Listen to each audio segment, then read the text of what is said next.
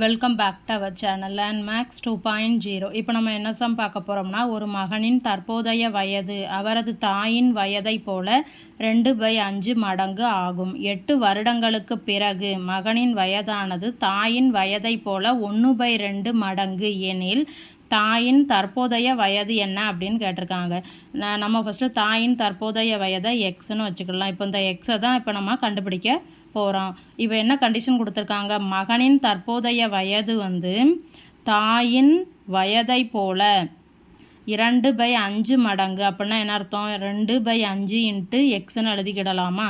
அதுக்கப்புறம் அடுத்த கண்டிஷன் என்ன கொடுத்துருக்காங்க, 8 வருடங்களுக்கு பிறகு தாயின் வயது என்னவா இருக்கும், எக்ஸு ப்ளஸ் 8ன்னு இருக்குமா.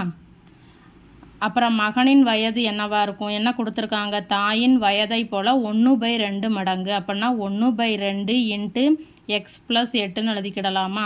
நம்ம இப்போ மகனின் தற்போதைய வயது என்னென்னு வச்சுருக்கோம், 2/5 இன்ட்டு எக்ஸ். அப்போ இதிலிருந்து மகனின் வயதை என்னென்னு எழுதலாம், 8 வருடங்களுக்கு பிறகு 2x/5 + 8ன்னு எழுதிக்கலாமா. அப்போ இதுவும் ஈக்குவல். ஸோ அப்போ அந்த ரெண்டுத்தையும் நம்ம ஈக்குவேட் பண்ணால் எக்ஸோட வேல்யூ கிடச்சிரும். அப்போ 1/2 into X plus 8 is equal to 2x/5 + 8. அப்போ இப்போ என்ன பண்ணலாம், எக்ஸு ப்ளஸ் 8/2ன்னு எழுதலாமா. இங்கே கிராஸ் ப்ராடக்ட் பண்ணும்போது 2x + 40/5ன்னு வரும். இப்போ இங்கே டிவிஷனில் இருக்கிறது இந்த சைடு வந்தால் மல்டிப்ளை ஆயிருமா. ஸோ அப்போ உள்ளே மல்டிப்ளை பண்ணிடலாம். அதே மாதிரி இதையும் உள்ளே கொண்டு மல்டிப்ளை பண்ணும்போது 4x + 80ன்னு கிடைக்கும்.